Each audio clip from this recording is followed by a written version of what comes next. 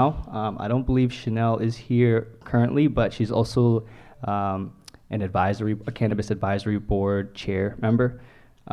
And last but not least, we have Peter Bernard with the Mass Growers Advocacy Council to speak on the growers' perspective. And then after we go through these policy recommendations, we're going to do a quick testimony prep 101. Me and Grant are going to go through how you all can help structure your testimonies to make it more effective. And then we'll do, after we do the presentation on the testimony prep 101, then we'll break up into groups, just groups of 3. The goal of this is to sort of form your own testimony, and then after that, we're going to do a mock testimony, so people can practice and start to get comfortable with the idea of public speaking, with the idea of being civically engaged. And we'll actually have 5 mock cannabis control commissioners up here, and we'll set the testimony up much like you would testify in front of the actual commission. So it gives you a chance to kind of practice speaking in an environment that, as close as we can, replicates what it will be like when you're in the moment giving your testimony. So now I'll just get started with a quick background on where we are. So for those that don't know, marijuana and adult use marijuana was legalized in Massachusetts back in November 2017, and the first dispensary opened in November 2018. But since then, there have been 0 economic empowerment and social equity applicants who have actually gotten licensed. We heard that there was a provisional license given to an economic empowerment applicant for the first time. That was great, but it's been a year now, and $76 million have been made, and Massachusetts is supposed to be the most equitable state, so we really need to put truth to power when it comes to words on paper. We need to actually make sure that they are implemented and enforced. So this is just a sort of recap of last year, what we went through. So last year, the CCC, we really promoted the meetings, try to get some people out, try to make it accessible for consumers who want to be involved to be a part of that conversation. So we did as many things, as many innovative things we do. We did like little podcasts to try to explain the hearings, the important policy recommendations we should push, as well as we held a testimony prep training similar to this. We had a community training to help people form their testimonies, help people get more comfortable public speaking. So we're sort of just continuing on this this is a year later, and they're doing another draft regulation comment period.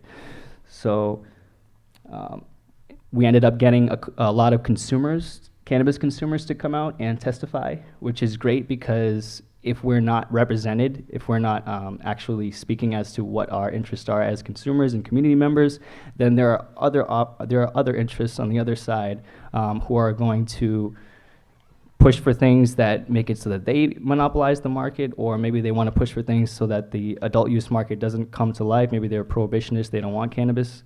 So that's why it's important for us to share our perspectives and be civically engaged. Does anybody recognize this guy? Well, these who want to take over the market, and comment sessions during the draft testimonies. We live streamed all of the hearings, and we saw both sides there. We saw people supporting economic empowerment and the community and small businesses, and then we saw the other side pushing RMD prioritization and pushing making it so that only people with a lot of money could enter the space. So this is just an example of one of those instances. However, simply put, the vast majority of illegal operators and applicants lacking sufficient capital are ill-prepared to handle the immense Chapter 280E. So that was like a very short clip. Just put it to context. This is one of the lobbyists that works and represents a lot of dispensaries. If you check the Mass Secretary of State page, you can see who lobbyists lobby for. And when I checked, they lobby for about 10 to 12. There's Smith, Costello, and Crawford. But essentially what they were saying is that people who operate in the illicit market are not are ill prepared to handle the regulation, the compliance that it's going to take to operate legally. And we felt that no, that's totally wrong. You know, people have been operating underground for thousands of years, and just because you have a lot of money and you say that you understand how to do things doesn't mean you know how to do it right. So that's why that moment sort of sparked some fire in a lot of cannabis consumers, and that got them out to testify. So sort of want to just continue to keep this fire alive in people, and just call out things when we see them so that we are able to be there and be able to rebuttal and give our perspective as well. Sorry. However, simply put, the vast majority of illegal operators and applicants lacking sufficient capital are ill-prepared to handle the immense Chapter 280E burden. Thank you. Yeah. So, in other words, if you don't have a lot of money, you can't operate in this industry, which is right. So, as a result of that meeting, so I gave my testimony after we heard that craziness, and I was actually quoted in the Boston Herald. Basically, what I was saying was that delivery licenses could be an opportunity for people to build capital for a future cultivation or a retail license, and so it sort of backfired on the RMD dispensaries.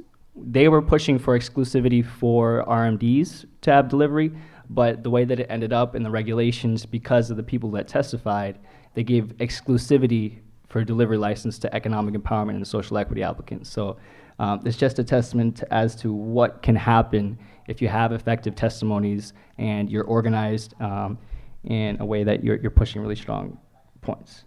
So that was a bit of a background, and now we'll bring it to why we're here today. So the Cannabis Control Commission is seeking public feedback on the proposed regulations for adult use marijuana and medical marijuana regulations. These revisions, they address new licenses such as delivery and social consumption licenses, enforcement and administrative processes, transaction and potency limits, which is hugely important. Who wants to have potency limits on your cannabis or your edibles? Me. Right. You can't put potency on flower. They can try all they want, but you can't do it. As well as energy, environmental issues, among other policy areas.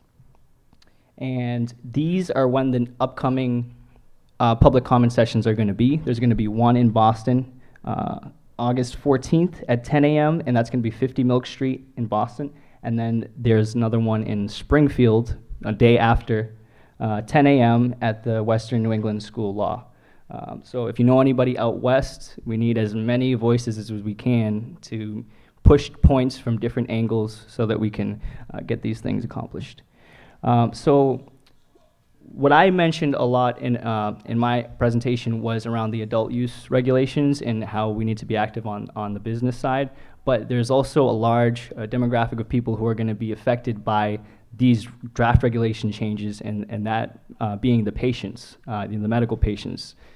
So I'm going to pass it off to Grant now, and he's going to talk a bit about the medical regulations. Well, thank you very much, Joe, and thank you for that presentation. I know you guys have a substantial amount of experience in this area, and so you guys have been in front of the commission since the beginning, and that testimony has really made an impact. So a little bit about myself. My name's Grant Smith. Some of you may have seen me posting before, getting angry about the various commission proposals and how they affect patients. And part of the reason I'm here today is that in a political process and in a democracy, things are going to get written and policies are going to come out regardless as to whether or not individual people participate. And in the absence of that individual participation, the democracy ends up controlled by the people who can afford to send people to testify. And that's how we get to where we are now, which is where we have this seemingly endlessly delayed and slowed down rollout of both medical and recreational cannabis in the Commonwealth.